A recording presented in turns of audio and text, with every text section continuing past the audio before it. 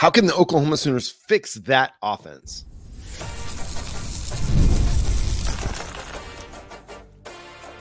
You are Locked On Sooners, your daily podcast on the Oklahoma Sooners. Part of the Locked On Podcast Network, your team every day.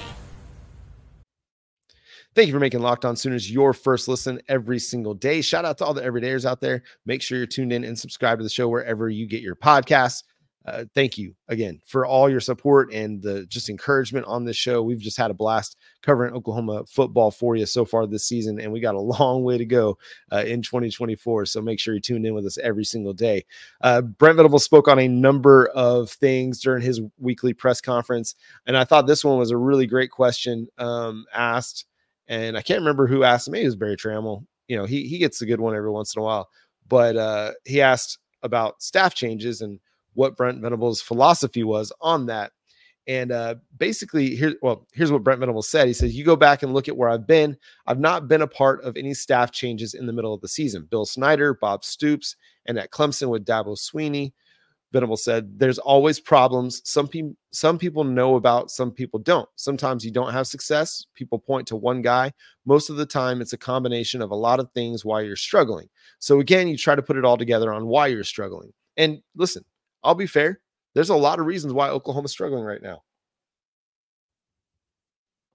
Sorry, got to get a cup of coffee. When Jay's here, I get a chance to get a break. There's a reason why. I mean, there's a lot of things going on, but the guy at the head of the table for the offense, the offensive coordinator, I mean, right now, it's all falling in his lap. Fairly or unfairly, it's on Seth Luttrell. It's on Jon Finley. It's on the offensive staff, the assistants. They've got to figure out a way to get this thing running more efficiently. They've got to find some more production because they're only averaging like 12 points a game right now in SEC play. That's not good. I mean, you take the pick six out against Auburn, that's a 20-point game. You take I mean, that's really it. You take some of the points off the board from earlier in the season, the Jerry Canick fumble return on the punt, the pick six, the safety, and their point per game average drops even more than what it already is. So this is a team that's got a lot that they've got to answer over the next 6 games and figure out because, I mean, this is not a great direction for the offense. Yes, it's inexperienced. Yes, you are dealing with inexperience at quarterback, at wide receiver. You're not finding what you're hoping for in the run game with your offensive line. There's a lot of reasons why it's not going well. I'll go to Brent Venables' point about being a part of staffs that didn't have any coaching changes. It's because they were really good teams. Kansas State in the 90s was pretty solid, right? Bob Stoops during Brent Venables' tenure in 1999 to 2000, and when did Venables leave? 11. Pretty good, right? It's a pretty good football team. Dabo Swinney, obviously really good with Venables there at Clemson. So obviously you're not making a lot of changes when things are going really, really well. So, and I get where he's coming from too, that you make a change and maybe it gets better, maybe it doesn't. A lot of people are pointing to Purdue and getting rid of Graham Harrell. And then they had a 49-point explosion and 500 yards of total offense. Sometimes that works. Sometimes it doesn't. I think if you felt really, really good about all the talent that you had available to you, like if you had all your wide receivers available, Nick Anderson, Deion Burks, Jalil Farouk, Jaden Gibson, all those guys were available and you're fully healthy and the offense is still not clicking, then I can understand getting out there and making a change for change's sake. But you kind of have to give Seth Luttrell a little bit of a pass. At the same time, he's got to have a long look in the mirror and figure out what part of the offense is not working. And then just like we talked about in the first segment, just scrap it and look to do some things that's going to make sense. Like, I don't remember seeing a jet sweep against Texas. Like, Deion Burks was really effective in the jet sweep game, but I don't think we saw any of that. I know Deion Burks wasn't available for Texas, but you've got guys that are quick and can move and can run with the ball in their hands, and we didn't see any of it. So where did that go?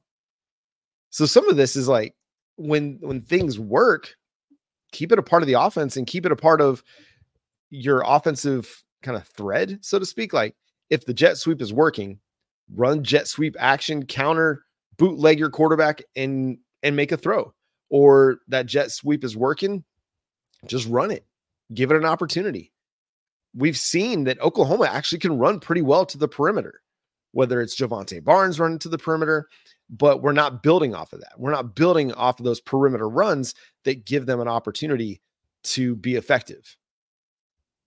And not just, hey, we run the ball on the perimeter. It's we run the ball on the perimeter and then we build off that run to the perimeter in a, hey, I'm running my play action that way, but I'm moving my pocket so that those guys don't have a direct line toward me.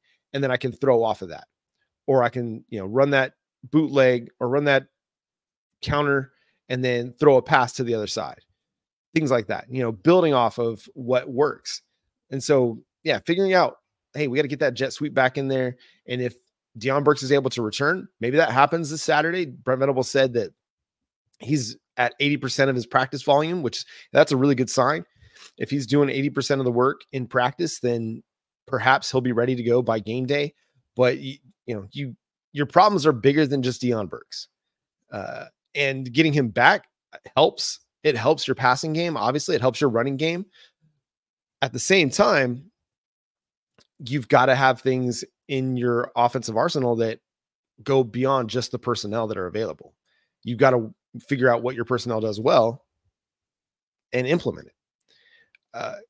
If you can get Deion Burks back, that's going to help Michael Hawkins because it creates another opportunity to get a playmaker on the field and somebody who can win in the short area passing game. But if he's not available, you still need your quarterback to go and be more decisive and throw the ball when opportunities are there for him to throw the ball.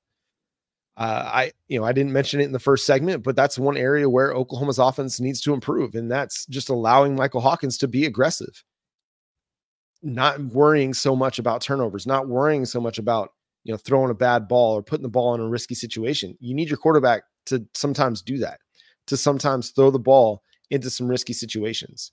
I'd rather him throw the ball and, 8 times out of 10, it's going to be on target to the receiver. And then 2 times he gets intercepted.